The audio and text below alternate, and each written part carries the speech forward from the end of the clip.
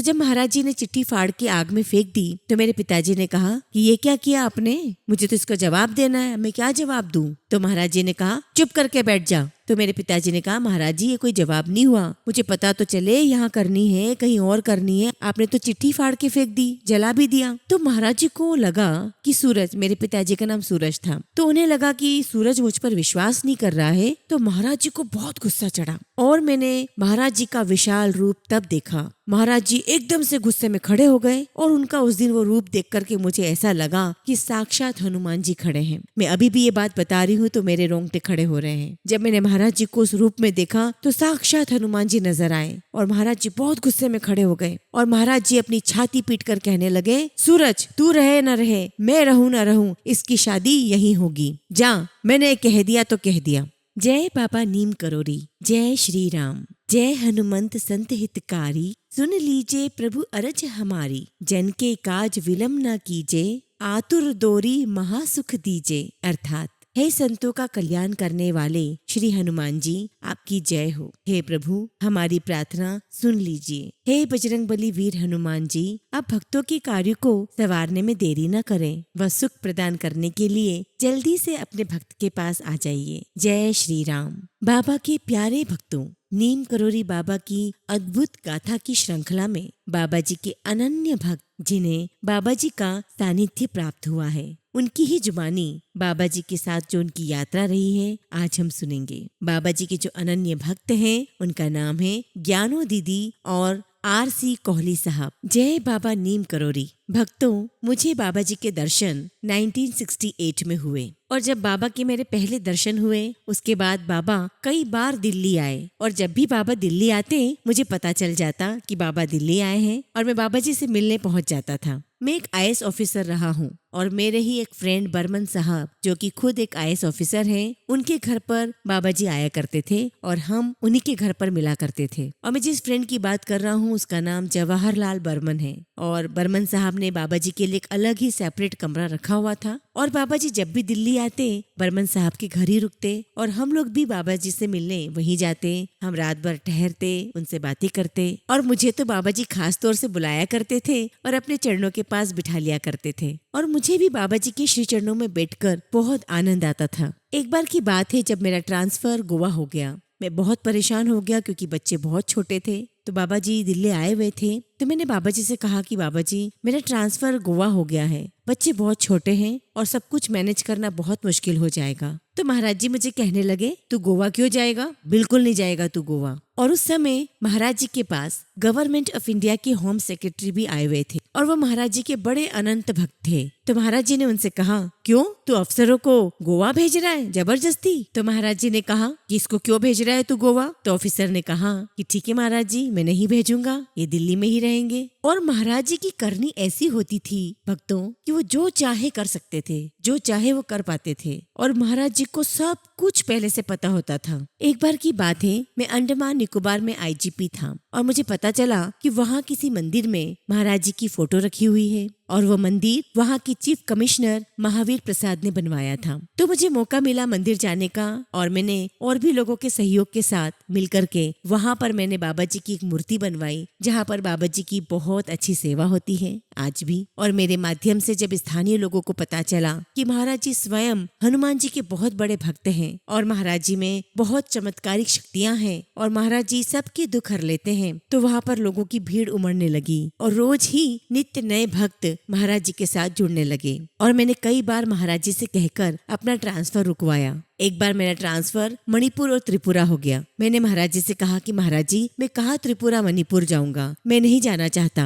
तो महाराज जी ने कहा बिल्कुल नहीं जाएगा तू, दिल्ली में ही रहेगा। और महाराज जी की ऐसी कृपा रही, ऐसा सबब बना कि मैं ज्यादातर दिल्ली में ही रहा। और मेरे ऐसे ही एक दो इंसिडेंट शिमला के भी हैं। शिमला में हमारा बड़ा बेटा बहुत बीमार हो गया और उसे हॉस्पिटलाइज करना पड़ा, लेकिन डॉक्टर डायग्नोस नहीं कर पा रहे थे कि उसे हुआ क्या है। और मेरे बेटे का बिल्कुल भी बुखार नहीं उतर रहा था और मेरी वाइफ बहुत रो रही थी। उस समय महाराज जी वृंदावन से दिल्ली बर्मन साहब के यहाँ आ रहे थे और महाराज जी के साथ में हमेशा केहर सिंह जी चला करते थे। तो महाराज जी कार से आ रहे थे और केहर सिंह जी पीछे बैठे हुए थे और महाराज जी कार में आगे बैठे हुए थे। इतने में महाराज जी पीछे मुड़े और कहते हैं केहर सिंह जी से, केहर सिंह जी मेरी बेटी बहुत रो रही है, जल्दी दिल्ली चलो, मुझे उससे बात करनी है। और ये बात मुझे स्वयं केहर सिंह जी ने बताई थी। और जैसे ही महाराज जी बर्मन साहब के यहाँ आए दिल्ली, आते ही उन्होंने कहा बर्मन साहब को कि सबसे पहले शिमला फोन लगाओ, मेरी बेटी रो रही है। और जब महाराज जी का फोन आया तो मैंने बताया कि महाराज जी ऐसी सी बात है, बेटा बहुत बीमार है और उसका बुखार नहीं उतर रहा है और डॉक्टर कुछ भी डायग्नोस नहीं कर पा रहे हैं। और यहाँ तक कि बाद में डॉक्टर ने यह भी कह दिया था कि बच्चे को दिल्ली ले जाओ। और जब महाराज जी ने फोन किया तब उन्होंने मेरी पत्नी ज्ञानू देवी से बात की थी। तो महाराज जी मेरी पत्नी से कहने लगे, तू रो रही थी, चिंता क्यों करती है ज्ञानू, मैं हूं ना, घर ले आ, डॉक्टर तो सारे बकते हैं, वो सब ठीक हो जाएगा अपने आप, तू घर ले आ। मैंने कहा महाराज जी डॉक्टर कह रहे हैं कि दिल्ली ले जाओ, बच्चे की हालत बहुत खराब है और आप कह रहे हो कि मैं उसे घर ले आऊं। तो महाराज जी कहने लगे, मैं कह रहा हूँ ना तू घर ले आ, कुछ नहीं होगा उसे, अपने आप ठीक हो जाएगा। और साथ में कहा कि तू सारी दवा बंद कर दे। हमने हमारे बच्चे की दवा बंद कर दी। और हमारे पिताजी के समय से ही हम अपने महाराज जी के ऊपर इतना विश्वास करते थे कि हम कुछ भी हो बात हम उनसे पूछ के ही किया करते थे, चाहे वो दवा खानी हो नहीं खानी हो, हम सब कुछ महाराज जी से पूछ के ही किया करते थे। हमारा विश्वास महाराज जी पर बहुत पक्का था। महाराज जी ने कहा घर ले आओ, वो 11 दिन में ठीक हो जाएगा। हमने हमारे बच्चे की दवा बंद कर दी, उसे घर ले आए और महाराज की ऐसी कृपा रही कि 11 दिन के बाद अपने आप ही मेरा बेटा ठीक हो गया, उसका बुखार भी उतर गया। और जैसा कि मैंने आपको बताया कि हम अपने पिताजी के समय से महाराज जी को बहुत मानते हैं, यहाँ तक कि हर एक बात हम महाराज जी से पूछ कर किया करते थे। और मेरे पिताजी को पाइल्स की प्रॉब्लम थी, तो जब भी उन्हें बहुत ज्यादा प्रॉब्लम हुआ करती थी तो महाराज जी अपने धाम से एक पेड़ा भेज दिया करते थे और जैसे मेरे पिताजी वो पेड़ा खाते उनकी प्रॉब्लम ठीक हो जाती। लेकिन जब उनका अंतिम समय आया तब महाराज जी का पेड़ा नहीं आया तो मेरे पिताजी कहने लगे कि अब मैं नहीं बचूंगा, मेरा अंतिम समय आ गया है क्योंकि महाराज जी का पेड़ा नहीं आया है। तो कहने का मतलब ये है कि हमारा विश्वास, हमारी जो आस्था है महाराज जी के साथ बहुत गहरी है। हम महाराज जी के बारे में क्या ही बताएं, वो तो बुद्धि वाणी से बिल्कुल परे हैं। उनके बारे में बताना बहुत बहुत इम्पॉसिबल है। अगर महाराज जी के बारे में कोई एक आधी इंसिडेंट हो तो बताया भी जा सकता है, लेकिन उनसे संबंधित इतने सारे इंसिडेंट हैं कि उन्हें बता पाना बहुत मुश्किल है। और एक बात मेरी हमेशा याद रखना, महाराज जी जिस परिवार को पकड़ लेते हैं ना, उसका कल्याण करते ही करते हैं। महाराज जी की हमारे परिवार पर ऐसी कृपा है कि सारे बच्चों को उन्होंने बहुत अच्छा सेट कर दिया। मेरा बेटा और मेरी बेटी जब बहुत छोटे छोटे थे तो महाराज जी के पास खेला करते थे और महाराज जी ने ऐसा आशीर्वाद दिया कि मेरी बेटी की भी शादी एक IAS ऑफिसर से ही हुई है। भक्तों, मैं आपको एक बार बताना चाहती हूँ कि मेरा नाम ज्ञानो दीदी है और मेरे हस्बैंड का नाम RC कोहली साहब है। अभी आपने सुना, आपको एक इंसिडेंट सुनाना चाहती हूँ। हम दोनों की शादी जब होने वाली थी तब बहुत परेशानी आई। मैं लखनऊ की थी और जो मेरे हस्बैंड है वो लुधियाना के थे। अब हुआ ये कि मेरे जो हस्बैंड है वो बहुत सारी लड़कियां देख रहे थे और हमारी एंगेजमेंट हो चुकी थी, जो भी हम रोका करते वो सारा सामान आदान प्रदान हो चुका था। एक दिन अचानक मेरे हस्बैंड के घर से एक लेटर आया। पहले तो लेटर चला करते थे, लेटर आया, उसमें लिखा हुआ था कि हम ये रिश्ता आगे कंटिन्यू नहीं करना चाहते। अब मेरे पापा सीधे उस लेटर को लेकर महाराज जी के पास चले गए, मैं भी उनके साथ गई और वो लेटर उन्होंने महाराज जी के सामने रख दिया। महाराज जी ने लेटर खोला, पढ़ा और उसे फाड़ के आग में डाल दिया। अब मेरे पापा और महाराज जी का जो संबंध है वो दोस्ताना तरीके से था, दोनों बहुत फ्रेंडली तरीके से बात किया करते थे। तो जब महाराज जी ने चिट्ठी फाड़ के आग में फेंक दी तो मेरे पिताजी ने कहा कि ये क्या किया आपने, मुझे तो इसका जवाब देना है, मैं क्या जवाब दूं। तो महाराज जी ने कहा चुप करके बैठ जा। तो मेरे पिताजी ने कहा महाराज जी ये कोई जवाब नहीं हुआ, मुझे पता तो चले यहाँ करनी है कहीं और करनी है, आपने तो चिट्ठी फाड़ के फेंक दी, जला भी दिया। तो महाराज जी को लगा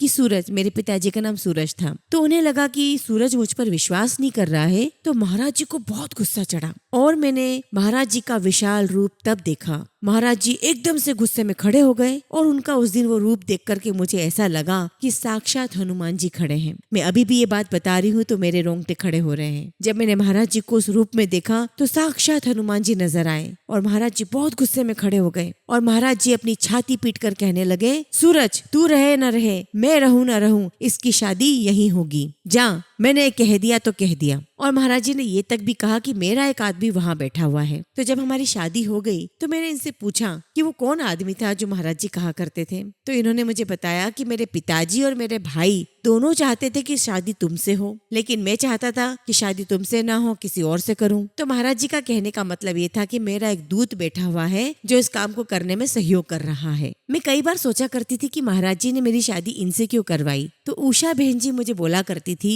कि महाराज जी उसे बहुत पसंद करते हैं जो माँ बाप की सेवा करता है, जो अपने परिवार की सेवा करता है। और मेरे जो हस्बैंड है वो अपने माता पिता की बहुत सेवा करते थे। तो उषा बहन जी ने मुझे यही कहा कि ज्ञानो, तू नहीं जानती, महाराज जी उन्हें बहुत पसंद करते हैं जो अपने माता पिता की सेवा करता है। और यही कारण है कि महाराज जी मेरे हस्बैंड यानी कि आरसी कोहली साहब को बहुत मान दिया करते थे, क्योंकि ये अपने माता पिता की बहुत सेवा किया करते थे। और आपको एक बात बता दूं, इनके इतने भाई होने के बावजूद भी इन्होंने हमेशा अपनी माँ को अपने साथ ही रखा और इनकी माँ का आशीर्वाद भी इनको बहुत मिला। और महाराज जी इस बात को बहुत मान दिया करते थे कि माँ बाप का आशीर्वाद बहुत जरूरी होता है। इसलिए महाराज जी के सभी भक्तों से मेरा कहना है कि इसे महाराज जी का संदेश माने, इसे महाराज जी का मैसेज माने कि अपने घर परिवार में अपने बुजुर्गों की सेवा करें, उन्हें रिस्पेक्ट दे, मान सम्मान दे, अपने माता पिता की सेवा करें, उनकी रिस्पेक्ट करें, उनका कहना माने और परिवार को एक साथ लेकर चले। महाराज जी की वैसी ही आपको अनुकंपा, वैसे ही आपको आशीर्वाद प्राप्त होगा। महाराज जी इस सेवा से बहुत खुश होते हैं। जय श्री राम।